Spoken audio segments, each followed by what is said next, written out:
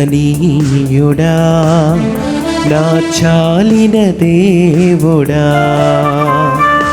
ఆరాధనీయుడా నా చాలిన దేవుడా, దీవారాత్రులు నీ నామస్మరణ, దీవారాత్రులు నీ నామస్మరణ చేసినా నాకెంతో మేలు, చేసినా నాకెంతో మేలు, చేసినా నాకెంతో మేలు, చేసినా నాకెంతో మేలు. స్తోత్రము స్తుతి స్తోత్రము, స్తోత్రము స్తుతి స్తోత్రము, స్తోత్రము స్తుతి స్తోత్రము, స్తోత్రము స్తుతి స్తోత్రము.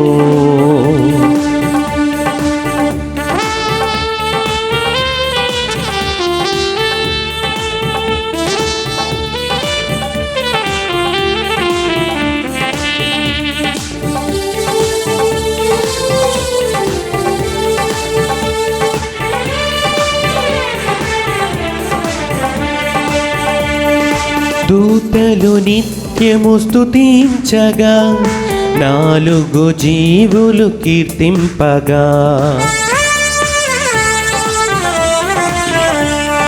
దూతలు నిత్యము స్తుతించగా, నాలుగు జీవులు కీర్తింపగా, స్తుతుల మధ్యలో నివసించు దేవా, స్తుతుల మధ్యలో నివసించు దేవా, నా స్తుతి గీతము నీకే ప్రభువా, నా స్తుతి గీతము నీకే ప్రభువా. స్తోత్రము స్తుతి స్తోత్రము, స్తోత్రము స్తుతి స్తోత్రము, స్తోత్రము స్తుతి స్తోత్రము, స్తోత్రము స్తుతి స్తోత్రము. ఈ యొక్క ఆరాధనలో మనం అందరూ పాల్గొనబోతుండగా దేవుడిచ్చిన దీవెనలు మనం పరిపూర్తిగా వినియోగించుకుంటూ, ఇదిగో ఈ యొక్క తపస్కాలమును ఒక అద్భుతమైన అవకాశంగా మార్చుకొని నూతన వ్యక్తులుగా దేవుడు మనం మార్చాలని ప్రార్థన చేద్దాం. దేవుని యొక్క కృప కోసం ప్రార్థన చేద్దాం.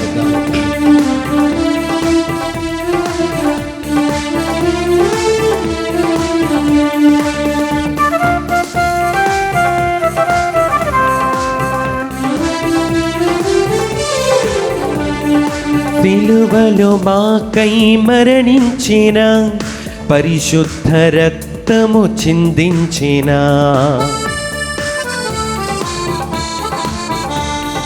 సిలువలో మాకై మరణించిన, పరిశుద్ధ రక్తము చిందించిన, వధింపబడిన ఓ గొర్రె పిల్ల, వధింపబడిన ఓ గొర్రె పిల్ల, యుగ యుగములకు నీకే మహిమా, యుగ యుగములకు నీకే మహిమా, యుగ యుగములకు నీకే మహిమా, యుగ యుగములకు నీకే మహిమా.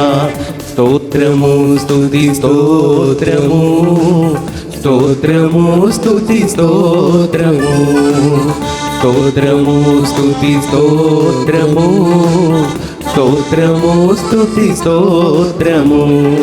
ఆరాధనీయుడా నా చాలిన దేవుడా, ఆరాధనీయుడా నా చాలిన దేవుడా,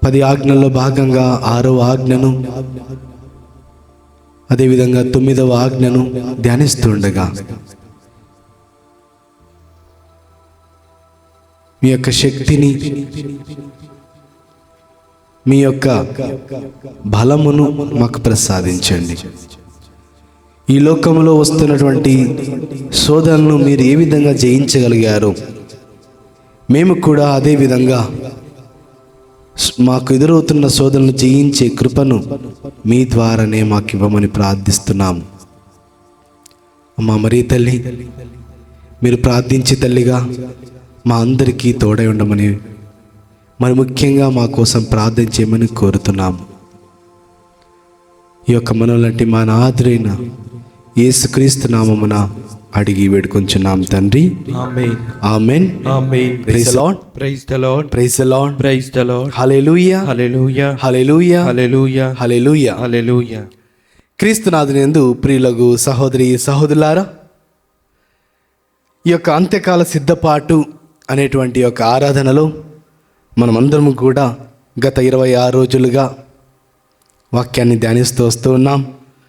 ఈ యొక్క తపస్కాలంలో ప్రత్యేకంగా దేవునికి దగ్గర కావాలనే ఆశతో ఎన్నో ప్రయత్నాలు మానవులమైన మనం అందరము కూడా చేస్తూ వస్తూ ఉన్నాం. మరి ఈరోజు మనమందరము కూడా 27వ రోజున ప్రవేశించి ఉన్నాం. మరి ఈరోజు 10 ఆజ్ఞల్లో భాగంగా గత 5 రోజులుగా మనమందరము 5 ఆజ్ఞలు ధ్యానించుకుని ఉన్నాం. మరి ఈరోజు మనం ధ్యానించుకునేటటువంటి ఆజ్ఞలు 2. ఒకటి 6వ ఆజ్ఞ, అదేవిధంగా 9వ ఆజ్ఞ. ఈ 2 ఆజ్ఞలు కూడా మనం గమనించినట్లయితే, మనం చదువుకున్నట్లయితే 6వ ఆజ్ఞ మోహపాపము చేయక తలంచుదువు గాక, లేకపోతే మోహపాపము చేయక ఇందువుగాక. మరి 9వ ఆజ్ఞ మోహ తలంపులను తలంపక ఇందువుగాక. ఇంకొక విధంగా చెప్పాలంటే ఇతర పరుల స్త్రీలను, ఇతర భార్యలను మోహ తలంపులతో చూడక ఉందువుగాక అని ఈ 2 ఆజ్ఞలను మనం ఈరోజు ఒకే ఆరాధనలో మనం ధ్యానిస్తున్నాం. ఇవి 2 ఆజ్ఞలకు కూడా ఎంతో దగ్గర సంబంధం ఉంది. ఇవి 2 కూడా మరి ముఖ్యంగా శారీరకమైనటువంటి కోరికలకు గురయ్యేటటువంటి ఆజ్ఞలు. వీటికి ఏ విధంగా దూరంగా ఉండాలో దేవుడు మనకు 2 ఆజ్ఞల ప్రకారంగా ఇచ్చి ఉన్నాడు. కానీ ఈరోజు మనం 6వ ఆజ్ఞ మరియు 9వ ఆజ్ఞను కలిపి ధ్యానిస్తున్నాం. కావున బాగా గుర్తించాలి, ఈ యొక్క 6వ ఆజ్ఞ మోహ పాపములు ఏవైతే ఉన్నాయో అవి మనం చేయకుండా ఉండాలి. అనగా శారీరకమైన ఆశలు మనకు ఎన్నో ఉండొచ్చు, కానీ అవి చేయకుండా ఉండాలని ఒక తపన. మరి 9వ ఆజ్ఞ మోహ తలంపులు తలంపక ఇందువుగాక, అనగా మనకున్నటువంటి శారీరకమైనటువంటి కోరికలు మాత్రమే కాదు, కొన్ని సందర్భాల్లో ఇతరుల వ్యక్తులను, లేకపోతే ఇతరుల భార్యలను, లేకపోతే ఇతరుల భర్తలను, లేకపోతే మనవి కానటువంటి వాటిని మనము ఆలోచిస్తూ తలస్తూ ఉంటాం. మరి ఈ యొక్క 2 ఆజ్ఞలను మనమందరం కూడా ధ్యానిస్తూ ఉండగా, మొట్టమొదటిగా ఆదికాండము 1వ అధ్యాయము 27వ వచనాన్ని మనం గమనిస్తే, దేవుడు మనల్ని ప్రత్యేకంగా సృష్టించాడు. ఈ ఆదిలో ఉన్నటువంటి, ఈ యొక్క భూమిలో ఉన్నటువంటి సకల జలచరాలు, ప్రాణం కలిగినటువంటి జంతువులు, వీటన్నిటిని సృష్టించి ఉండగా మనిషిని మాత్రం ప్రత్యేకంగా దేవుడు సృష్టిస్తూ ఉండడం. ఏ విధంగా సృష్టించాడో ఒకసారి మనం వింటే మనకు అర్థమవుతుంది. దేవుడు మానవ జాతిని సృజించెను, తన పోలికలో మానవుని చేసెను, స్త్రీ పురుషులుగా మానవుని సృజించెను. Praise the Lord. Praise the Lord. Praise the Lord. Praise the Lord. Hallelujah. Hallelujah. దేవుడు మానవులను తన పోలికతో సృష్టిస్తూ వస్తున్నాడు. మరి ముఖ్యంగా స్త్రీ పురుషులుగా దేవుడు సృష్టించాడు. మీరు గమనించాలండి, సకల సృష్టిని దేవుడు తన యొక్క వాక్కుతో సృష్టించినటువంటి ఒక గొప్ప దేవునికి రాబోతున్నటువంటి భవిష్యత్తు తెలియదా అంటే తెలుసు. మరి మానవుని మట్టి నుండి చేసినటువంటి ఆ యొక్క దేవుడు మట్టికి సంబంధించినటువంటి మన యొక్క జీవితాలు ఏ విధంగా మట్టికి ఎక్కువగా ఆకర్షించబడతాయి, లేకపోతే ఈ లోకంలో పుట్టిన మనము ఈ లోకానికి ఎక్కువగా ఆకర్షించబడతాము అనే విషయము దేవునికి తెలియదా అని ప్రశ్నిస్తే దేవునికి తెలుసు. కానీ నేను గుర్తించాలి, దేవుడు మనల్ని సృష్టించి ఉండగా మనము ఈ లోకానికి కాదు సంబంధించింది, మనము సంబంధించింది దేవునికి సంబంధించిన వ్యక్తులము. ఈ లోకంలో మనల్ని దేవుడు తయారు చేసినప్పటికీ మనం ఈ లోకానికి సంబంధించిన వారము కాము. ఈ లోకము సంబంధమైనటువంటి విషయముల కోసం జీవించవలసినటువంటి వ్యక్తులము కాము. మీరు ఈ లోకంలో సృష్టించబడిన మీరు నా బిడ్డలు, నేను చేసిన సృష్టి అని దేవుడు నిన్ను నన్ను ఈరోజు ఆహ్వానిస్తున్నారు. మీరు నన్ను అడగవచ్చండి, ఫాదర్ గారండి, మానవులమైన మనందరికీ కూడా శారీరక ఆశలు, శారీరకమైన తలంపులు, లేకపోతే మోహ తలంపులు మనందరి జీవితంలో చాలా పదిలంగా ఉంటాయి కదా. మరి వీటిని జయించుకొని క్రీస్తుని వెంబడించడం అనేది కష్టము కదా. ఇది ఎలా సాధ్యము? ఇది అసలు సాధ్యం అవుతుందా? సాధ్యం అవుతుంది. ఇది కష్టతరమైనటువంటి పని అయినప్పటికీ మనం పరిపూర్ణంగా మన యొక్క జీవితాలను దేవునికి సమర్పించుకున్నప్పుడు, ప్రియ సహోదరి సహోదరులారా, ఇది అసాధ్యం అని చెప్పలేం, సాధ్యం అని చెప్పగలుగుతాం.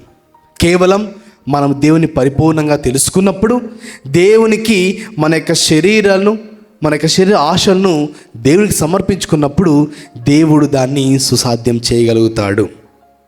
అందుకే నేను ఈరోజు ప్రార్థనలో చెప్పాను, దేవుని యొక్క కృప లేనిదే నేను ఏమి కూడా చేయలేను. పునీత పౌలు గారిని మనం ధ్యానించుకున్నట్లయితే, పునీత పౌలు గారు ఇదే సందర్భంలో ప్రార్థన చేస్తున్నాడు. ప్రభువా, నేను ఏమైతే చేయాలనుకుంటున్నానో నేను చేయలేకపోతున్నానయ్యా, మరి ఏ చేయకూడదో దానినే చేయాలి అని నా ఆలోచన ఉన్నాయని దేవుని ప్రార్థిస్తున్నాడు, బాధపడుతున్నాడు, తన దుఃఖాన్ని వ్యక్తపరుస్తున్నాడు. పునీత పౌలు గారు రోమీలకు రాసిన లేఖ 7వ అధ్యాయము 15వ వచనమును చదువుకుంటే మనకు అర్థమవుతుంది, తన మాటలతో ఎంత స్పష్టంగా తెలియజేస్తున్నాడో. ఆ యొక్క మాటలు మన జీవితానికి కూడా ఎంతగానో వర్తిస్తాయి. అవి మనకు సంబంధించిన మాటలు. ఒకసారి చదువుకుందాం. కనుక నేను చేయుచున్నదేమియో నాకు బోధపడదు. ఏలయనా నేను చేయగోరు దానిని చేయక నేను ద్వేషించు దానిని చేయుచున్నాను. Praise the Lord, praise the Lord, praise the Lord, praise the Lord, hallelujah, hallelujah. నేను చేయకూడదు అనుకున్న పనులే అతను చేస్తున్నట్టుగా మనం వింటూ ఉంటే మనకు అనిపిస్తుంది, ఇది నా జీవితానికి కూడా వర్తిస్తుంది, నాకు కూడా ఎంతో సంబంధం కలిగినటువంటి ఒక వచనం అని మనం అనుకోవచ్చు. ఎందుకంటే మనమందరం కూడా దేవునికి దగ్గరగా ఉండాలి, దేవునితో సంబంధం కలిగి ఉండాలి. ఈ లోకపు ఆలోచనలు కాకుండా, మనుషులతో కాకుండా దేవునితో పరిపూర్ణంగా జీవించాలనే ఆశ మనందరికీ కూడా ఉంటుంది. ఎందుకంటే మనం దేవుని చేత చేయబడిన సృష్టి. కానీ ఇదొక జీవితం పోరాటం. నలిగినటువంటి మన శరీరాలే దేవునికి ఆత్మీయ స్థలముగా మారుతుంది అని మనం వింటూ ఉన్నాం. ఆ యొక్క ప్రభు ముంగిట మోకాలు వంచితేనే మనం పరలోకంలో ప్రభు ముంగిట నిలబడగలుగుతాం అని మనం వింటూ ఉన్నాం. ఈ లోక శరీరంలో మనం దేవుని కోసం అవమానాలు, కష్టాలు, బాధలు భరించినప్పుడే మనము దేవుని యొక్క కృప మన జీవితంలో ఎక్కువగా పనిచేస్తుంది అని వింటూ ఉన్నాం. అవును, మానవులమైన మనమందరము కూడా ఈ లోకములో ఈ యొక్క శరీరాన్ని కలిగి జీవిస్తున్నాం. కావున శరీరం కోరినది ఒకటి, ఆత్మ కోరినది ఒకటి. మనలో దేవునికి సంబంధించిన విషయాలు, దేవునితో దగ్గర ఉండాలని, దేవునితో ఏకమై జీవించాలని ఆత్మ కోరినప్పటికీ శరీరం ఈ లోకంలో ఉన్నటువంటి వస్తువులను, ఈ లోకంలో ఉన్నటువంటి మనుషులతో నీ జీవితాన్ని జీవించు అని ఇటువైపు శరీరం కోరుతూ ఉంటుంది. ఈ యొక్క శరీరం కోరినది ఆత్మ కోరుదానికి విరుద్ధమైనవి. ఇవి రెండు కూడా విరుద్ధము కావున, ఇవి రెండు కూడా ఒకటికొకటి ఘర్షణ జరుగుతుంది కావున, ఈ సందర్భంలో, ఈ ఘర్షణ జరుగుతున్న సందర్భంలోనే మనం దేవుణ్ణి పరిపూర్ణంగా తెలుసుకునే అవకాశం మనకి దేవుడిస్తూ ఉన్నాడు. ప్రియ సహోదరి సహోదరులారా, ఒకసారి యోబు గ్రంథం మనం అందరం కూడా తీసుకుందాం. ఈ యొక్క యోబు గ్రంథములో తను ఎంతో స్పష్టమైనటువంటి విషయాన్ని తెలియజేస్తున్నాడు. ఈరోజు ధ్యానించుకోబోతున్నాం. నేను చెప్పిన విధముగా ఈ యొక్క 6వ ఆజ్ఞ మోహ పాపములు చేయక ఉండాలని, 9వ ఆజ్ఞ మోహ తలంపులు చేయకుండా ఉండాలని, అనగా ఇతరులని మనం ఆశించకుండా ఉండాలి. ఇవి రెండింటిని కూడా మనం గమనిస్తే ఈ రెండిట్లో కూడా ఉన్నటువంటిది ఒకటి మోహపు ఆలోచనలు. ఇవి ఎందుకు వస్తాయి అని అంటే మన వాక్యం చదువుకుందాం. యోబు గ్రంథము 1వ అధ్యాయము 21వ వచనం మనం చదువుకుంటే మనకు అర్థమవుతుంది.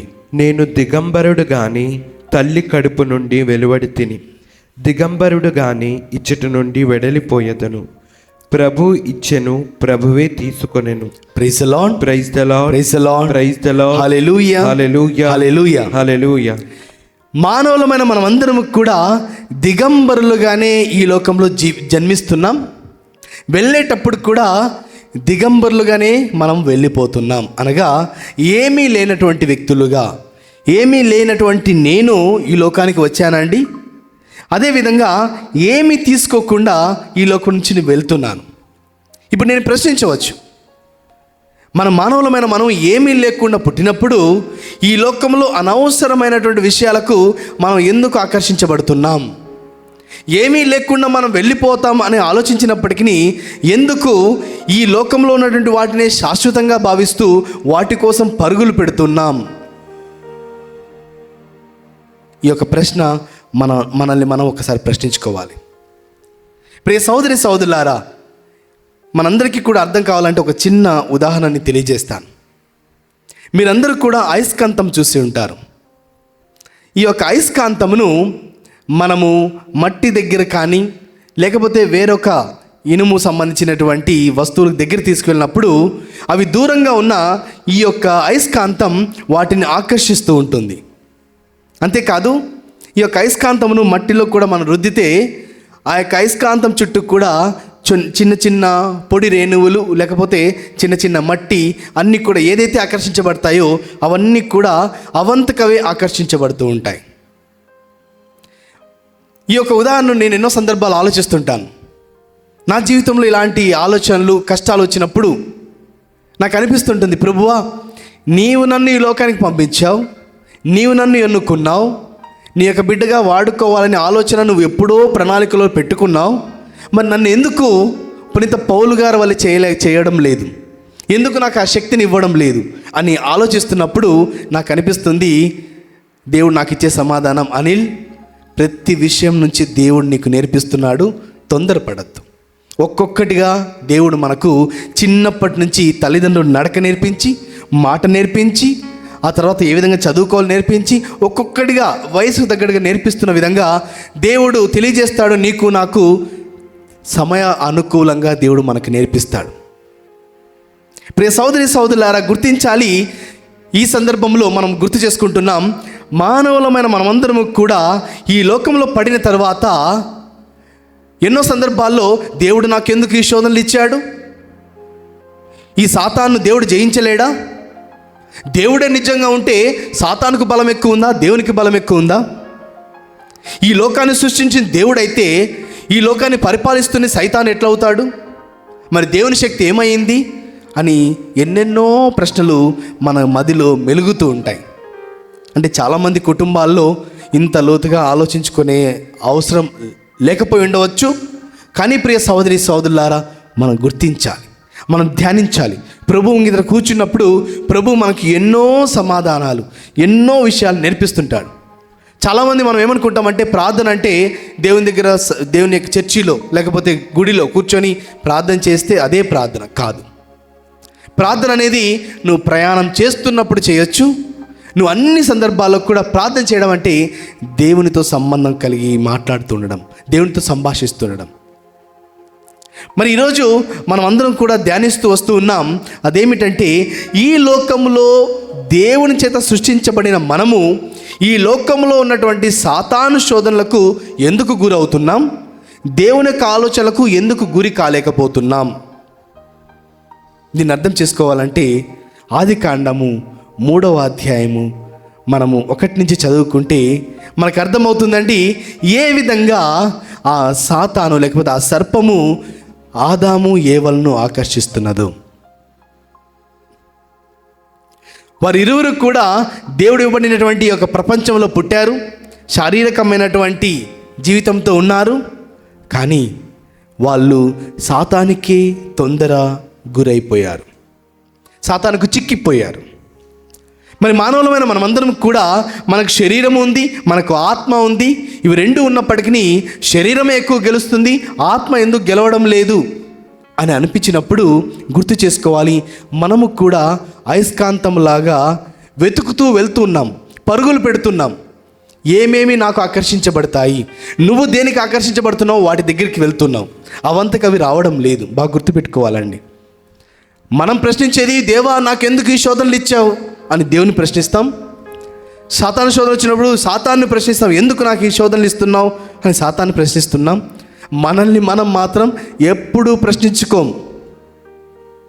ఈరోజు గుర్తుపెట్టుకోవాలండి, ఈ యొక్క 6వ ఆజ్ఞ నుంచి 9వ ఆజ్ఞ నుంచి నీవు నేను గుర్తుపెట్టుకోవాలి, సాతాను కాదు నీకు శోధనలు ఇస్తుండేది, నీవు సాతాను శోధనలకు లొంగిపోతున్నావు. సాతాను వేస్తున్నటువంటి వలలో నువ్వు చిక్కుకొని పోతున్నావు. నీకు తెలుసు ఆ వలలో చిక్కుకొని పోతే నా జీవితం సర్వనాశనం అవుతుంది అని తెలిసినప్పటికీ నీవంతకు నీవే ఆ వలలో పడిపోవాలని పరుగులు పెడుతున్నాం. అన్నీ అయిపోయిన తర్వాత, దొరికిపోయిన తర్వాత చాలా సందర్భాల్లో బాధపడుతుంటాం, ప్రభువా నాకెందుకయ్యా ఈ కష్టం ఇచ్చావని. ప్రియ సోదరి సోదరులారా, మానవులమైన మనమందరం కూడా ఈ లోకానికి గురయ్యే వ్యక్తులమే. కానీ వీటిని జయించడానికి మన యొక్క ప్రభు నా కృప నీకు చాలును అని దేవుడు తెలియజేస్తున్నాడు. తన యొక్క కృప మనతో ఉంటే మనం దేన్నైనా కూడా సాధ్యం చేయగలుగుతాం. ఇవన్నీ గొప్ప బలహీనతలు అయితే కాదు. ఒకసారి చదువుకుందామండి. ఈ యొక్క శరీర కార్యములు మరి ఆత్మకు సంబంధించిన కార్యములు ఇవి రెండు కూడా విరుద్ధమైనవని గలతీయులకు రాసిన లేఖలో 5వ అధ్యాయంలో 19, 20, 21 వచనం చదువుకుంటే శరీర కార్యములు ఏమేమైతే ఉన్నాయో వాటిని మనం దగ్గరగా ఆలోచించినప్పుడు, ధ్యానించుకున్నప్పుడు మనం వాటిని ఏ విధంగా జయించాలో కూడా దేవుడు నీకు నాకు తెలియజేస్తాడు. శరీర కార్యములు స్పష్టమే. అవి ఏవనా జారత్వము, అపవిత్రత, కామకత్వము, విగ్రహారాధన, మాంత్రిక శక్తి, శత్రుత్వము, కలహము, అసూయ, క్రోధము, స్వార్థము, కక్షలు, వర్గతత్వము, మాత్సర్యము, త్రాగుబోతుతనము, విందులు, వినోదములు మొదలగునవి. Praise the Lord, praise the Lord, praise the Lord, praise the Lord. Hallelujah, hallelujah, hallelujah, hallelujah, hallelujah, hallelujah. ప్రియ సోదరి సోదరులారా, మనము గలతీయులకు రాసిన లేఖలో చదువుకున్నాం, శరీర కార్యములు స్పష్టమే. ఆ పదాన్ని పౌలు గారు ఎంతో చక్కగా వాడుతున్నారు. అంటే అర్థం ఏంటంటే, ఇది నువ్వు ఏదో వెతకనవసరం లేదు. ఇంటర్నెట్లో వెళ్ళి శరీర కోరికలు ఏంటివేంటివి అని వెతకనవసరం లేదండి. ఎవరినో అడగనవసరం లేదు. అవి మనకు స్పష్టం. ఇవన్నీ కూడా మనలో ఎన్నో సందర్భాల్లో మనం వీటికి ఆకర్షించబడుతున్నాం. లేనిపోని మనం కొని తెచ్చుకున్నాం. మరి వీటి నుంచి జయించాలంటే ఏం చేయాలి? ఏ విధంగా ముందుకు వెళ్ళాలి? మరి ఈ లోకంలో పాపాత్ములమైన మనము ఎందుకు దేవుణ్ణి రోధిస్తున్నాం, ప్రార్థిస్తున్నామంటే మనకు తెలుసు దేవుడు మనల్ని స్పష్టంగా ఈ లోకంలో అద్భుతమైన సృష్టిగా సృష్టించినప్పటికీ ఈ లోకంలో ఉన్నటువంటి వాటికి మనం ఎక్కువగా ఆకర్షించబడుతున్నాము. కానీ ప్రభు మనల్ని అక్కడి నుంచి పిలుస్తున్నాడు, వాటిని నువ్వు చూస్తుండగా వాటిని ఆకర్షించబడకుండా నా దగ్గరికి రా, నేనే నీ సృష్టికర్తను అని దేవుడు నీకు నాకు గుర్తు చేస్తున్నాడు. కావున ప్రియ సహోదరి సహోదరులారా, మన జీవితంలో మనం ఎన్నో సందర్భాల్లో ఈ యొక్క మోహ తలంపులకు, మోహ పాపములకు గురి అయిన సందర్భాలు ఉంటాయి. స్త్రీలను లేకపోతే పురుషులను కామకత్వంతో చూసిన సందర్భాలు ఉంటాయి. ఆలోచించినటువంటి సందర్భాలు మనతో ఉంటాయి. మరి ఎంతోమంది భార్యాభర్తలు భర్త ఉన్నప్పటికీ భార్య ఉన్నప్పటికీ ఎన్నో రకమైనటువంటి లైంగిక సంబంధాలతో ముందుకు జీవిస్తున్నారు. మాకేమీ కాదులే, నన్ను ఎవరు కూడా గుర్తుపట్టలేరు అనేటువంటి ఆలోచనతో ముందుకు వెళ్తూ ఉండవచ్చు. కానీ వాటిని ప్రజలు గుర్తించకపోయినా, సీసీటీవీలో నువ్వు దొరకపోయినా, నిన్ను ఎవరు నువ్వు తప్పు చేస్తున్న వ్యక్తిగా గుర్తించకపోయినా, మన ప్రభు నిన్ను నన్ను గుర్తిస్తున్నాడు. మన ప్రభు నిన్ను నన్ను చూస్తున్నాడు. కావున ప్రియ సహోదరి సహోదరులారా, ఈ యొక్క 6వ ఆజ్ఞ 9వ ఆజ్ఞ నుంచి మనం బయటపడాలంటే దేవుని యొక్క కృప మనలో పరిపూర్ణంగా నింపబడాలి. మనము గుర్తించాలి. అదేమిటంటే, ప్రభువా నేను పాపినయ్యా, నిన్ను ఆశ్రయిస్తున్నానయ్యా, నేను నీ దగ్గరకు వస్తాను, అపరాధినై అంధుడనై జీవిస్తున్నాను, నాకు కనిపించడం లేదు, ఈ యొక్క కామకత్వముతో కామపు ఆలోచనలతో నేను నశించిపోతున్నాను. కానీ నీ కోసం నీ దగ్గరికి వస్తుండగా నీవు నన్ను లేపి నిలబెట్టు, నీవు నన్ను పట్టుకొని నన్ను నడిపించు. ఈ యొక్క అంధకారములో ఈ కామకత్వపు ఆలోచనతో నేను పడి నశించిపోతున్నాను. ఇది తాత్కాలికంగా సంతృప్తినిస్తుంది. నిన్నెవరు చూడనప్పుడు, నువ్వు శారీరక సంబంధం కలిగినప్పుడు, మోహ ఆలోచనతో నువ్వు మంచిగా ఉన్నప్పుడు, అప్పుడు నీకు సంతోషం సంతృప్తి కలుగుతూ ఉండొచ్చు. కానీ తాత్కాలికం.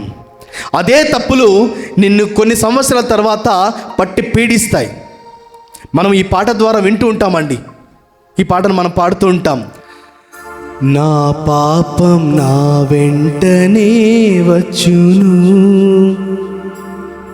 ప్రియ సహోదరి సహోదరులారా, ఇది విన్నప్పుడు మనకు అర్థమవుతుంది, ఈరోజు నేను తప్పు చేసి ఎవరికి కనిపించకుండా తప్పించుకొని తిరుగుతానేమో, ఎవరు నన్ను చనిపోయే వరకు గుర్తించరేమో. కానీ మనం చేసిన పాపములు మనల్ని పట్టి పీడిస్తాయండి. ఆ రోజు నేను ఈ తప్పు చేశానే, ఆ రోజు నేను ఎందుకు చేశాను, నేను ఆ తర్వాత నేను ఒక ఉదాహరణ ద్వారా మన వాక్యం ధ్యానించుకోబోతున్నాం. దావీదు మహారాజు చేసినటువంటి తప్పు అతని జీవితాన్ని ఏ విధంగా పట్టి పీడించిందో, సంసోను చేసినటువంటి ఆ యొక్క మోహ తలంపులు ఏ విధంగా తన జీవితాన్ని పట్టి పీడించాయో మనం ధ్యానించుకోబోతున్నాం. కావున ప్రియ సహోదరి సహోదరులారా, మనమందరము కూడా మానవ శరీరం కలిగి ఉన్న వాళ్ళం కావున, మన జీవితంలో శరీర కార్యములు స్పష్టము కావున, ఆత్మకు శరీరానికి ఎంతో తీరని యుద్ధం జరుగుతుంది. కావున మనం చేయవలసిన పని ఏమిటంటే, దేవుని చెంతకు పరిగెత్తుకొని వెళ్దాం. ఇన్ని రోజులు శరీరము, అదేవిధంగా లోకపు ఆశల మీద పరిగెత్తుకొని వెళ్ళాం, పర్వాలేదు. వాటి నుంచి దేవుడు నిన్ను కొత్తవి నేర్పించి నడిపిస్తాడు. కానీ నేను చేయవలసిన పని ఏమిటంటే, దేవుని చెంతకు వెళ్ళాలి. దేవుని చెంతకు వెళ్ళి తెలియచేయాలి, ప్రభువా నేను పాపిని, నిన్ను ఆశ్రయిస్తున్నానయ్యా అని ప్రార్థించినట్లయితే మన యొక్క ప్రభు తన యొక్క కృపతో మనల్ని నింపుతారు. మనం అందరం కూడా ఈ యొక్క పాట పాడుకుంటూ ఆ యొక్క దేవాదేవుని క్షమించమని అడుగుదాం. నీ యొక్క కుటుంబ జీవితంలో నీకు చక్కటి భర్తను దేవుడిచ్చిన, చక్కటి భార్యను నీకు ఇచ్చిన, మరి నీకు చక్కటి స్నేహితులను ఇచ్చిన, నువ్వు ఎన్నో సందర్భాల్లో ఇతరుల కోసం పరిగెడుతున్నావా?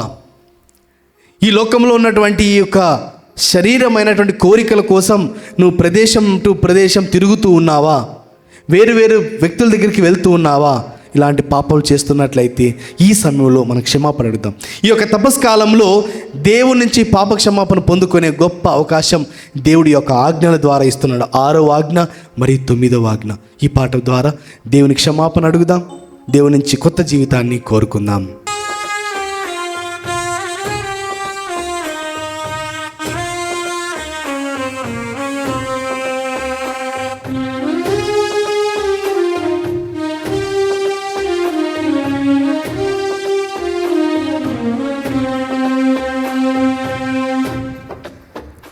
దేవా పాపిని నిన్నాశ్రయించాను, ప్రేమ చూపించి నన్నాదుకోవయ్యా. దేవా పాపిని నిన్నాశ్రయించాను, ప్రేమ చూపించి నన్నాదుకోవయ్యా. దేవా పాపిని నిన్నాశ్రయించాను, ప్రేమ చూపించి నన్నాదుకోవయ్యా. దేవా పాపిని నిన్నాశ్రయించాను, ప్రేమ చూపించి నన్నాదుకోవయ్యా. ఈ లోక జీవితంలో అపరాధిగా, అంధుడిగా, మన యొక్క కామముతో మన యొక్క కళ్ళు మూసుకుపోయి ఎన్నో సందర్భాల్లో దేవునికి విరుద్ధంగా ఎన్నో పాపాలు చేస్తున్నాం. ఈ లోకంలో దేవుడిచ్చిన యొక్క శరీరానికి మనం ఎక్కువగా అనుచరున్నాయి, అపవాదికి అనుచరున్నాయి, శరీర కార్యములతోనే మన జీవితాన్ని జీవిస్తుండగా ఇదిగో ఆత్మ కోరినది శరీరానికి విరుద్ధమని గుర్తించి ఆ యొక్క దేవునితో ఏకమై జీవించే కృపను దయచేయాలని ప్రార్థన చేద్దాం. పాట పాడి దేవుని స్తుతిద్దాం, క్షమాపణ అడుగుదాం.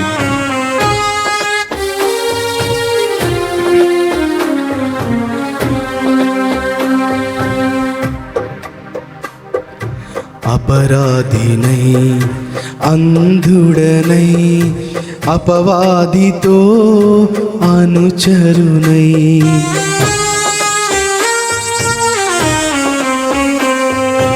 అపరాధినై అంధుడనై అపవాదితో అనుచరునై. అపరాధినై అంధుడనై అపవాదితో అనుచరునై. అపరాధినై అంధుడనై అపవాదితో అనుచరునై. సంచరించితి చీకటిలో వంచన చేసితి ఎందరినో. సంచరించితి చీకటిలో వంచన చేసితి ఎందరినో. వంచన చేసితి ఎందరినో. దేవా పాపిని నిన్నాశ్రయించాను, ప్రేమ చూపించి నన్నాదుకోవయ్యా.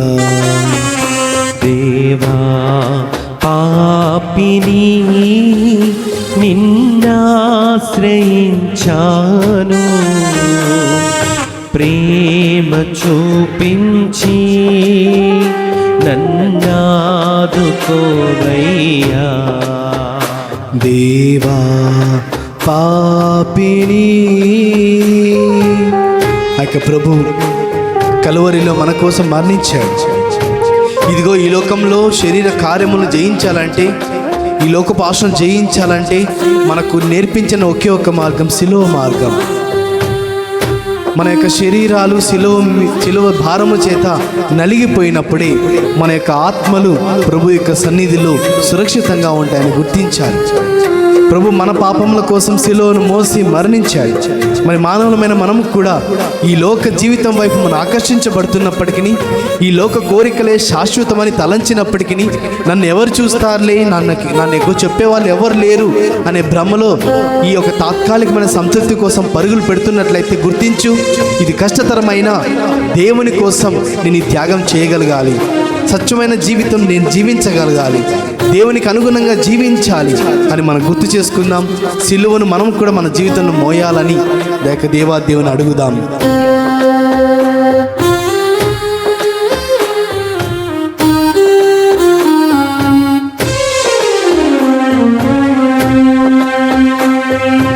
కలువరిలో సిలువంతా కలవరముంది జగమంతా.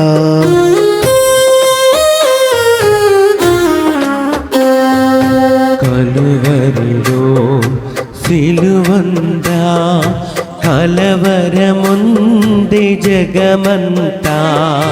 కలువరిలో సిలువంతా కలవరముంది జగమంతా.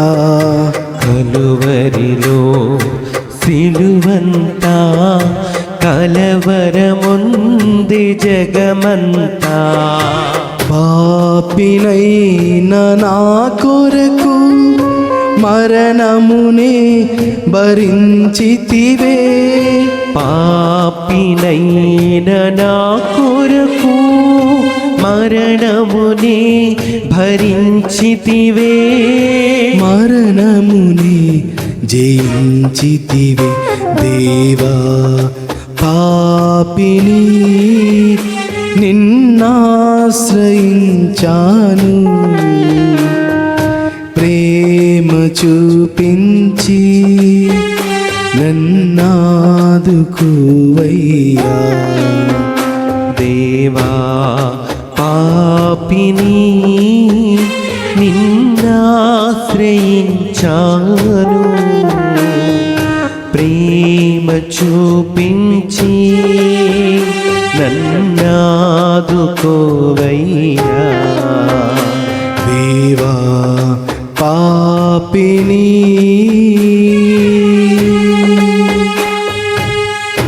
క్రీస్తునాథునందు ప్రియులకు సహోదరి సహోదరులారా, మనమందరం కూడా చదువుకొని ఉన్నాము. ఇదిగో నేను పాపిని, నేను ఆశ్రయిస్తున్నాను అని అడుగుతున్నప్పుడు గుర్తుపెట్టుకోవాలి, నిన్ను నన్ను సృష్టించినటువంటి ఆ యొక్క సృష్టికర్త నువ్వు వెళ్ళి అడిగినప్పుడు కాదంటాడా? ఎన్నటికీ కూడా కాదనండు. ఎన్నో సందర్భాల్లో మనం దేవుని చెంతకు వెళ్ళడానికి సిద్ధంగా లేము. ఇతరుల దగ్గరికి, ఇతరుల నుంచి ఏ విధంగా సంతృప్తి దొరుకుతుంది, ఈ లోకంలో నా శరీరం ఏ విధంగా సంతృప్తి పరచబడుతుంది, వీటి కోసం మనం పరుగులు పెడుతూ ఉన్నాం. గుర్తించాలి, పునీత పౌలు గారు రోమీలకు రాసిన లేఖ 1వ అధ్యాయము 18 నుంచి 32 వరకు మనం చదువుకుంటే మానవులు ఏ విధంగా ఈ యొక్క శరీర కార్యములకు గురవుతున్నారు. శరీర కార్యములు ఎన్నో రకమైనప్పటికీ వాటిల్లో ముఖ్యంగా మోహ తలంపులకు, మోహ పాపములకు మనం ఎంతగానో ఎక్కువగా గురి అవుతున్నాం. ప్రియ సహోదరి సహోదరులారా, నేను ఇప్పుడు చెప్పే విషయాన్ని మీరు అందరూ కూడా జాగ్రత్తగా వినాలి. అదేమిటంటే ఈ యొక్క 6వ ఆజ్ఞ మరి 9వ ఆజ్ఞ ఏమి చేయొద్దు అంటుంది. మోహ పాపం చేయక ఇందువుగాక అంటున్నాం, మోహ తలంపులు చేయక ఇందువుగాక అంటున్నాం. కానీ ఈ యొక్క 6వ ఆజ్ఞ నిన్ను నన్ను ఏమి నిర్దేశిస్తుంది అంటే మన యొక్క ప్రవర్తనలో చెడు ఆలోచన లేకుండా, చెడు ప్రవర్తనతో కాకుండా మంచి ప్రవర్తనను మలచుకోవాలి. మరి 9వ ఆజ్ఞ మనకి ఏం నేర్పిస్తుందంటే మన యొక్క ఆలోచనలో మంచి ఆలోచన కలిగి ఉండాలి. ఒకటి ప్రవర్తన, 6వ ఆజ్ఞ మోహ పాపం చేయకుండా ఉండాలి అంటే మన యొక్క ప్రవర్తన ఏ తీరునుందో మనం గమనించాలి. నేను ఏ విధంగా మాట్లాడుతున్నాను, ఇతరులతో ఏ విధంగా సంభాషిస్తున్నాను, వారిని ఏ విధంగా గౌరవిస్తున్నాను, వీటిని గమనించుకున్నప్పుడు మన జీవితంలో వాటికి తగ్గట్టుగానే మన యొక్క జీవితం కూడా అలవర్చబడుతూ ఉంటుంది. మరి 9వ ఆజ్ఞ మోహ తలంపులు చేయక ఇందువుగాక అంటే మన యొక్క ఆలోచనలో మనం వేటిని ఎక్కువగా ప్రాధాన్యత ఇస్తున్నాము, వేటి మీద మన ఆలోచనలు ఎక్కువగా ధ్యాస ఉంచుతున్నాయి. ఒకటి ప్రవర్తన దేని మీద కేంద్రీకృతమై ఉంది, ఒకటి మన యొక్క ఆలోచన దేని మీద కేంద్రీకృతమై ఉంది. ఇవి రెండింటిని కూడా మనం ఒక్కసారి మనం గమనించగలిగితే మనకు ఇవేం పెద్ద కష్టమైన పని కాదు. చాలామంది అంటుంటారు ఈ కోరికలు జయించాలంటే చాలా కష్టమేం కాదు. ఎందుకంటే నిన్ను నన్ను సృష్టించిన దేవునికి తెలుసు మనం ఈ లోకంలో ఉన్నప్పటికీ దేవుని చెంతకు ఏ విధంగా వెళ్ళాలి, దేవుని చెంతకు పరిగెత్తుకొని వెళ్ళి ఏ విధంగా ముందుకు వెళ్ళాలో మనం తెలుసుకోవాలి. మరి ప్రియ సహోదరి సహోదరులారా, ఈ రోజుల్లో చాలా వరకు నేను జరుగుతున్న విషయాలను మీకు తెలియజేస్తున్నా అండి. చాలా ఫ్యాషన్ అయిపోయింది. లివింగ్ రిలేషన్షిప్స్ ఒక కొత్త పదాన్ని తయారు చేశారు. దాన్ని ప్రతి ఒక్కరూ కూడా ప్రమోట్ చేస్తూ ఉన్నారు. దాంట్లో తప్పు లేదు. నాకు ఇష్టం వచ్చినంత వరకు నువ్వు నాతో ఉండు, ఇద్దరం కలిసి జాబ్ చేసుకుందాం, ఆ తర్వాత నీ దారిని నువ్వు వెళ్ళిపో, నా దారి నేను వెళ్ళిపోతా, నువ్వు వేరే వాడితో వెళ్ళు, నేను వేరే ఆమెతో వెళ్ళిపోతాను. ప్రియ సహోదరి సహోదరులారా, ఇలాంటి విషయాలకు ఎంతోమంది యువకులు బలి అయిపోతున్నారు. వారి యొక్క జీవితాలు బలి అయిపోతున్నాయి. ఆ సందర్భంలో వారికి అన్నీ కూడా చక్కగానే అనిపిస్తాయి. ఇద్దరము డబ్బు సంపాదిస్తున్నాం, ఇద్దరం కలిసి జీవిస్తున్నాం, ఎంజాయ్ చేస్తున్నాం, బాగానే ఉంది. ఆ తర్వాత మానవ జీవితానికి పడేటటువంటి లోతైనటువంటి గాయాన్ని మనం చూడలేకపోతున్నాం. నువ్వు ఒక అడవిలోకి వెళ్తున్నావు అన్నప్పుడు, నువ్వు ఒక అంధకారంలో నడవవలసి వస్తుంది అన్నప్పుడు ముందు జాగ్రత్త కోసం నువ్వు టార్చ్ లైట్ తీసుకొని వెళ్తావు. మరి అడవిలో వెళ్తున్నట్లయితే నీకు జాగ్రత్తగా నువ్వు యొక్క జంతువుల నుంచి ఏ విధంగా రక్షించుకోవాలో ముందుగానే ఏం అవసరమో తీసుకొని వెళ్తావు. ప్రాణాన్ని కాపాడుకోవడానికి నీకున్నటువంటి జాగ్రత్త మంచిదే, కానీ ఆత్మను కాపాడుకోవడానికి మాత్రం ఎందుకు మనం అజాగ్రత్త చూపిస్తూ ఉన్నాం? జాగ్రత్త లేనటువంటి వ్యక్తులుగా ఎందుకు జీవిస్తున్నాం? మరి కొంతమంది ప్రియ సహోదరి సహోదరులారా, ఫాదర్ గారండి ఇదేం తప్పుంది, స్త్రీ పురుషులమైన మేము సాధారణంగా ఆకర్షించబడడం అది దేవుడు చేసిన సృష్టి కదా, దీంట్లో తప్పేముంది అని అడిగే యువతి యువకులు కూడా ఈ రోజుల్లో ఉంటూ ఉన్నారు. అవును, నీవు నేను ఆకర్షించబడవచ్చు, కానీ ఆ ఆకర్షణకు గురి కావాల్సినటువంటి అవసరం లేదు. ఎందుకంటే దేవుడు మానవునికి ఏమి కావాలో, ఎంత కావాలో అన్నీ కూడా చక్కగా సమకూర్చి ఉన్నాడు. నీ వయసుకు తగ్గట్టుగా వివాహ సంబంధాలను దేవుడు తయారు చేస్తూ ఉన్నాడు. నువ్వు వయసుకు వచ్చినప్పుడు నీకు భార్యను, నీకు భర్తను దేవుడు ఏర్పాటు చేసి ఎన్నుకొని ఉన్నాడు. మానసికమైన, ఆధ్యాత్మికమైన, శారీరకమైన మంచి జీవితం జీవించడానికి దేవుడు అన్నీ కూడా నీకోసం సమకూర్చబడినప్పుడు, అన్నీ కూడా సిద్ధం చేసి ఉన్నప్పుడు ఎందుకు నీకు ఈ లోకంలో తొందర? ప్రియ సహోదరి సహోదరులారా, హీబ్రూలకు రాయబడిన లేఖ 13వ అధ్యాయము 4వ వచనాన్ని మనం అందరం కూడా ఒకసారి చదువుకుంటే మనకు అర్థమవుతుంది. దేవుడు ఒక మంచి అంతస్తును నీ కోసం నా కోసం ఏర్పాటు చేశాడు. అన్ని విషయంలోకెల్లా ఘనమైన విషయాన్ని ఏర్పాటు చేశారు. దయచేసి అందరం కూడా ఈ యొక్క విషయాన్ని ఆలకిద్దాం. హీబ్రూలకు రాసిన లేఖ 13వ అధ్యాయం 4వ వచనం. వివాహము అన్ని విషయములలోనూ ఘనమైనది, వివాహ బంధము నిష్కల్మషమైనదిగా ఉండవలయును. ఏలైనా అవినీతి పరులను, వ్యభిచారులను దేవుని తీర్పునకు గురి అగుదురు. Praise the Lord, praise the Lord, praise the Lord, praise the Lord, hallelujah, hallelujah. ప్రియ సహోదరి సహోదరులారా, నీకు అవసరమైనటువంటి సందర్భంలో ఆ యొక్క వయసులో దేవుడు వివాహ అంతస్తును నీ కోసం నా కోసం ఏర్పాటు చేశాడు. ఇంకా నీకేం కావాలి? ఉన్నటువంటి భార్యతోనూ సంతృప్తిగా ఉండలేకపోతున్నావు, ఉన్నటువంటి భర్తతోనూ సంతృప్తిగా ఉండలేకపోతున్నావు. ఎవరో నీకు తెలియనటువంటి ఒక వ్యక్తి ఎవరి కోసమో పరుగులు పెడుతూ నీ జీవితాన్ని నాశనం చేసుకుంటున్నావు. అజాగ్రత్తతో మనం అడవిలోనికి ప్రవేశించినట్లే ఈ విధంగా చేస్తున్నట్లయితే, అంతేకాదు ఇలాంటి తప్పులు చేసే ప్రతి ఒక్కరు కూడా దేవుని యొక్క తీర్పుకు గురవుతారు. అనగా దేవుడు నిన్ను నన్ను ప్రశ్నిస్తున్న సందర్భంలో ఖచ్చితంగా సమాధానం చెప్పవలసినటువంటి విషయం మనందరికీ కూడా ఉంది. కావున ప్రియ సహోదరి సహోదరులారా, దేవుడు ఈరోజు నీకు నాకు కొత్త ఆజ్ఞని ఇస్తున్నాడు. ఒకసారి మనందరం కూడా చదువుకుంటే మత్తయి సువార్త 5వ అధ్యాయము 27-28 వచనం మనం చదువుకుంటే, ఇంతవరకు మనం ఆజ్ఞల్లో విన్నాం. 6వ ఆజ్ఞ, మోహ పాపాలు చేయకుండా ఉండాలి. You shall not commit adultery. మరి 9వ ఆజ్ఞ, మోహ తలంపులు చేయక ఇందువుగాక. You shall not covet your neighbour's wife. ఇతరుల స్త్రీలను, ఇతర భార్యలను నువ్వు ఆలోచించకుండా ఉండాలి. ఈ యొక్క ఆజ్ఞలు ఇస్తూ ఉండగా వీటిని మించినటువంటి ఆజ్ఞ దేవుడు ఈరోజు నీకు నాకు నేర్పిస్తున్నాడు. కొత్త నిబంధన ద్వారా యేసుక్రీస్తు ప్రభు నూతన ఆజ్ఞ ఇస్తున్నాడు. ఒకసారి విందాం. వ్యభిచరించరాదు అను శాసనమును మీరు విని ఉన్నారు గదా. నేను నొక్కి వక్కాణించున్నదేమనగా, కామేచ్ఛతో స్త్రీని చూచు ప్రతివాడును ఆ క్షణములని తన హృదయములో ఆమెతో వ్యభిచరించుచున్నాడు. Praise the Lord, praise the Lord, praise the Lord, praise the Lord, hallelujah, hallelujah, hallelujah, hallelujah. ప్రియ సహోదరి సహోదరులారా, మీరు గమనించాలి, చాలా సందర్భంలో నేను వ్యభిచారం చేయడం లేదు కదా, నేను ఎవరి దగ్గరికి వెళ్ళడం లేదు కదా, కేవలం నేను చూస్తున్నాను. మరికొంతమంది అంటుంటారు, దేవుడు చేసిన అందమైన సృష్టిని నువ్వు చూడు. బాగానే ఉంది, వినడానికి అన్నీ బాగానే ఉంటాయి. కానీ గమనించాలి, దేవుడు యేసుప్రభువు ప్రత్యేకంగా నొక్కి వక్కాణించి చెప్తున్నాడు. అదేమిటంటే, నువ్వు వ్యభిచరించకపోయినా, కామేచ్ఛతో నువ్వు ఒక స్త్రీని చూసినా, కామేచ్ఛతో ఒక వ్యక్తిని చూసినా, అతనితో లేకపోతే ఆమెతో నువ్వు వ్యభిచరించినట్లే.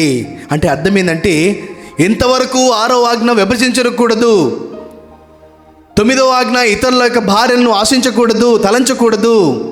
ఇప్పుడు దేవుడు చెప్తున్నాడు, కనీసం నువ్వు చూసినా సరే అది విభజించినట్లే. అంటే మానవులమైన మనం, మరి ముఖ్యంగా క్రైస్తవ బిడ్డలకు ఇది ప్రతిరోజు సిలువ వేసినట్లే. యేసుప్రభు ఒక్కరోజు సిలువ వేసుకున్నాడు. మనం ఈ లోకపు కామ ఆశలను లేకపోతే కోరికలను జయించాలంటే ప్రతిరోజు సిలువ వేసుకోవాల్సిందే. ఇది కష్టతరమే, కానీ దేవుడు తెలియజేస్తున్న తన యొక్క కృప మనకిస్తాడు. దేవుడు మనల్ని శక్తితో నింపుతాడు. మనం కేవలం మన యొక్క ఆలోచనలు పసిగట్టగలగాలి. నీ యొక్క మాటలను నువ్వు పసిగట్టగలగాలి. నీ యొక్క ప్రవక్తనను నువ్వు పసిగట్టగలగాలి. నీ యొక్క వ్యవహారం, నీ యొక్క బిహేవియర్ ఏ విధంగా ఉందో నువ్వు గమనించుకోగలగాలి.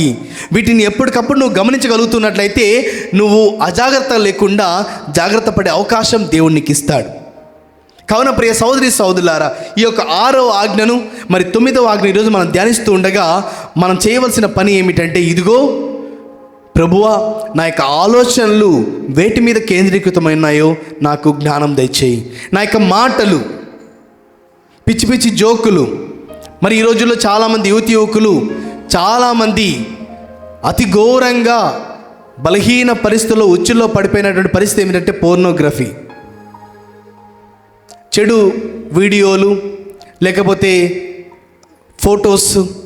వీటికి ఎంతోమంది యువకులు పడిపోతున్నారు, గురైపోతున్నారు. ఎందుకంటే అందరికీ కూడా మన యొక్క చేతులలో మొబైల్ ఫోన్స్ అందుబాటులో ఉంటూ ఉన్నాయి ఈ రోజుల్లో. ప్రియ సహోదరి సహోదరులారా, రాబోతున్న రోజుల్లో మనకి ఎంతో క్లిష్ట పరిస్థితులు రాబోతున్నాయి. కావున మనం అందరం కూడా మనల్ని మనం సంసిద్ధం చేసుకుందాం. దేవుడు నీకు ఇచ్చినటువంటి భార్యతో, భర్తతో సంపూర్ణమైనటువంటి మంచి వివాహ జీవితాన్ని జీవించండి. నీ యొక్క పిల్లలకు ఏ విధంగా ఈ లోకపు ఆశల నుంచి జయించుకొని ముందుకు వెళ్ళాలో తల్లిదండ్రులుగా మీరు మీ పిల్లలకి నేర్పించండి. మరి యువకులుగా మీరు జీవిస్తున్న జీవితంలో నీ యొక్క ఆలోచనలు, నీ యొక్క మాటలు, నీ యొక్క ప్రవర్తన దేని మీద ఎక్కడ ఆధారపడిందో వాటిని నువ్వు గమనించుకొని మనం అందరం కూడా జాగ్రత్త పడాలి. మనం జాగ్రత్త పడుతూ అప్పుడు ప్రభు చెంతకు వెళ్ళాలి. అప్పుడే ప్రభు ఈ యొక్క ఆజ్ఞలను మనము తప్పు చేయకుండా ఈ యొక్క ఆజ్ఞను ఖచ్చితంగా పాటించే గొప్ప కృపను దేవుడు దయచేస్తాడు. ప్రియ సహోదరి సహోదరులారా, చివరిగా మనం అందరం కూడా గుర్తు చేసుకోవాలి, మానవులమైన మనము ఈ లోకానికి ఆకర్షించబడుతున్నప్పటికీ మనం ఆకర్షించబడవలసింది లోకానికి కాదు, ఆత్మ కోరుని దానికి మనం ఆకర్షించబడాలి. ఆత్మ కోరునది ఆత్మ దేవునికి సంబంధించింది. కావున దేవునికి సంబంధించిన విషయములకు మనం ఆకర్షించబడాలి, ఈ లోకమును కాదు అని తెలియజేస్తున్నప్పటికీ మనకు తెలుసు మనం బలహీనులం, పడిపోతూ ఉంటాం. కానీ ప్రభు నీకు నాకు ఒక ప్రమాణాన్ని ఇస్తున్నాడు, ఒక విషయాన్ని గుర్తు చేస్తున్నాడు. పునీత పౌలు గారు కొరింథీయులకు రాసిన 2వ లేఖ 12వ అధ్యాయము 9వ వచనాన్ని ఒకసారి చదువుకుందామండి. అందుకు నా కృప నీకు చాలును, బలహీనతల యందు నా శక్తి పరిపూర్ణమగుచున్నది అని ఆయన నాతో చెప్పెను. కాగా క్రీస్తు శక్తి నా మీద నిలిచి ఉండు నిమిత్తము విశేషముగా నా బలహీనతల యందే నేను గర్వింతును. Praise the Lord, praise the Lord, hallelujah, hallelujah. నాకున్నటువంటి బలహీనతల మీద నేను గర్విస్తాను. ఎందుకు చెప్తున్నా అంటే, నా బలహీనతలు నాకు తెలిసినప్పుడు దేవుని యొక్క కృప నా మీద చాలా బలంగా పనిచేస్తుంది. ఆ రోజు దావీదు మహారాజు తప్పు చేసిన తర్వాత దేవునికి దూరం అయ్యానని తెలుసుకున్నాడు. చివరికి దేవుని దగ్గరికి వచ్చాడు, క్షమాపణ అడిగాడు. అప్పుడు దేవుని యొక్క కృప తన జీవితంలో ఎక్కువగా పనిచేసింది. మరి ఈరోజు ఈ యొక్క తపస్కాలంలో మనం ధ్యానిస్తూ ఉండగా ఈ యొక్క అంతకాల సిద్ధపాట్లు మనల్ని మనం సంసిద్ధం చేసుకుందాం. ఇన్ని రోజులు జీవించిన జీవితాన్ని పక్కన పెట్టేద్దాం. కానీ ఇప్పుడు నూతన జీవితాన్ని ప్రారంభించాలంటే దేవుని యొక్క కృప కోసం నువ్వు పరుగు పెట్టుకుంటూ రావాలి. దావీదు రాజు పరిగెత్తుకొని వచ్చిన విధంగా నీవు కూడా పరిగెత్తుకొని రావాలి. పౌలు గారు తెలుసుకొని నీ కృప నాకు కావాలి అని ప్రార్థించిన విధంగా మనము కూడా ప్రభు చెంతకు వెళ్దాం. అప్పుడు దేవుని యొక్క కృప మన మీద చాలా ఎక్కువగా పనిచేస్తుంది. కావున ప్రియ సహోదరి సహోదరులారా, ఈ యొక్క 6వ ఆజ్ఞను 9వ ఆజ్ఞను ఎక్కువగా మనం చేసుకుంటూ కేవలం ఈ గంట సేపు ఆరాధనలో మీరు ధ్యానించిందే కాదు, మీరు వ్యక్తిగతంగా కూర్చొని ధ్యానించండి. నేను ఏ విధంగా ఈ లోకపు ఆశలకు గురైపోతున్నానో, ఏ విధంగా దాన్ని జయించాలో వ్యక్తిగతంగా దేవునితో సంభాషించి గట్టి నిర్ణయాలు తీసుకోండి. దేవుని యొక్క కృప మనకు పనిచేస్తుంది. మరి చివరిగా మనం అందరం కూడా దేవుని యొక్క ఆశీస్సుల కోసం మనం అందరం కూడా ప్రార్థన చేద్దాం.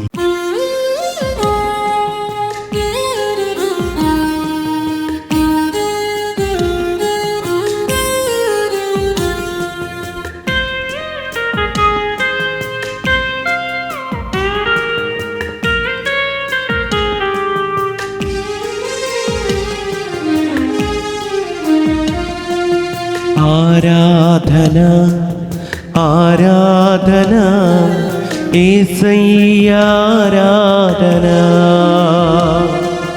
ఆరాధన ఆరాధన యేసయ్యా ఆరాధన ఆరాధన ఆరాధన యేసయ్యా ఆరాధన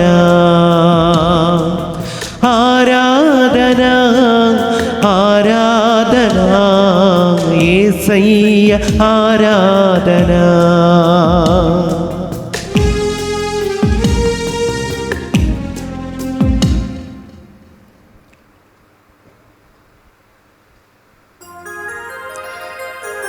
ప్రభువు మీతో ఉండునుగాక. నీ ఆత్మతోను ఉండునుగాక.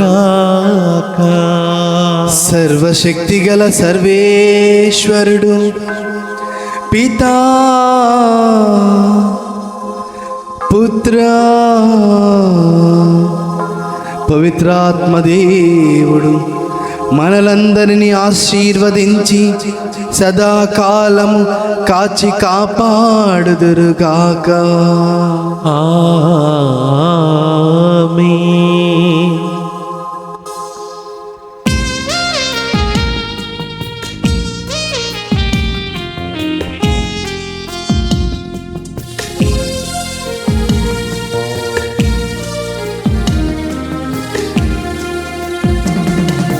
ఆరాధన ఆరాధన యేసయ్యా ఆరాధన